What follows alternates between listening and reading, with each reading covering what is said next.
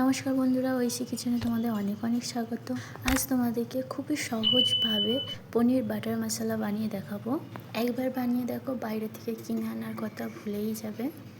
Like, comment, share করে দিও। আর কোনো নতুন বন্ধু এসে থাকলে সাবস্ক্রাইব করে পাশে দেখো। সম্পূর্ণ ভিডিওটা দেখার জন্য অনুরোধ রইল। চলো বানিয়ে দেখাই। প্রথমে একটা কড়াই নিয়ে নেব। কড়াইটা গরম হয়ে গেলে গ্যাসের আঁচটা কমিয়ে দেব। 1.5 চামচ বাটার দিয়ে দেব। বাটারটা মেল্ট করে নেব। যখন এইভাবে বাটারটা পুরো গলে যাবে ও গরম হয়ে যাবে, ওর মধ্যে পনিরগুলো কেটে রেখেছিলাম এইভাবে তোমাদের পছন্দ মতো কেটে নিও, দিয়ে দেবো পনিরগুলো। পনিরের উপর দিয়ে গোলমরিচ গুঁড়ো দিয়ে দেব। 1/2 চামচ দিলেও হবে, আমি হাতে করে 2-3টে দিয়েছি। লবণ দিয়ে দেব। কর্নফ্লাওয়ার দিয়ে দিচ্ছি 1 চামচ পরিমাণ, দিয়ে এইভাবে 2 পিঠ লাল লাল করে ভেজে নেব। গ্যাসের আঁচটা এই টাইমে একটু জোরেই রাখবে, নইলে পনির শক্ত হয়ে যাবে। তোমরা গোলমরিচ, লবণ ও কর্নফ্লাওয়ার দিয়ে আগে থাকতে কোট করে নিতে পারো, আমি ভুলে গেছিলাম তাই কড়ার মধ্যেই দিয়ে দিলাম। যখন এইভাবে লাল লাল ভাজা হয়ে যাবে তুলে নেব। ওই একই কড়ার মধ্যে রসুনের কোয়া বেশ কয়েকটা দিয়ে দেব। স্লাইস করে কেটে রাখা পেঁয়াজ দিয়ে দেব। স্লাইস করে কেটে রাখা টমেটোগুলোও দিয়ে দেব। সঙ্গে আদা স্লাইসও দিয়ে দেব। শুকনো লঙ্কা 3টা দিয়ে দেব। চালমগজ বেশ 1 চামচের মতো দিয়েছি আমি। লবণ দিয়ে দেব।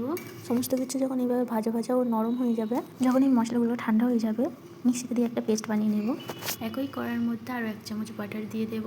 সঙ্গে গোটা জিরে, তেজপাতা, এলাচ, দারুচিনি, গোলমরিচ, লবঙ্গ একসঙ্গে দিয়ে একটু ভালোভাবে ভেজে নেব। সঙ্গে অল্প পরিমাণ চিনি দিয়ে এর মধ্যে লঙ্কা গুঁড়ো, হলুদ গুঁড়ো জল দিয়ে গুলে নেব, তাহলে বাটা মশলার টেস্টটা আসে। এগুলো সব একসঙ্গে ভেজে নেব। যখন এগুলো ভাজা হয়ে গিয়ে একটা সুন্দর গন্ধ উঠে আসবে, তখন ওই যে গুলে রেখেছিলাম লঙ্কা হলুদ, ওইটা দিয়ে দেবো। হলুদের গন্ধটা যখন চলে যাবে, তখন যে মশলাটা বানিয়ে রেখেছিলাম ওই মশলাটা দিয়ে দেবো। মশলাটা খুব সুন্দর কষিয়ে নেব। এই পর্যায়ে লবণটাও দিয়ে নেব। যখন মশলাটা এইভাবে একটু কষানো হয়ে যাবে ও জলটা একটু শুকনো হয়ে যাবে, এই টাইমে পরিমাণ মতো গ্রেভি করার মতো জলটা দিয়ে দেব। যখন গ্রেভিটা ফুটে উঠবে, ওর মধ্যে ভেজে রাখা পনিরগুলো দিয়ে দেব। পনিরগুলো দিয়ে 10 মিনিটের মতো ফুটিয়ে নেব। গ্রেভির থিকনেসটা এরকমই রাখবে। নামিয়ে নেওয়ার আগে ধনে গুঁড়ো, জিরে গুঁড়ো দিয়ে দেব ও গরম মশলা গুঁড়ো দিয়ে দেব। এইভাবে 2 মিনিট এইভাবে পনির বাটার মশলা রেডি হয়ে যাবে। একটা পাত্রের ওপরে আমি তুলে দেখাচ্ছি, দেখো কেমন দেখতে লাগে।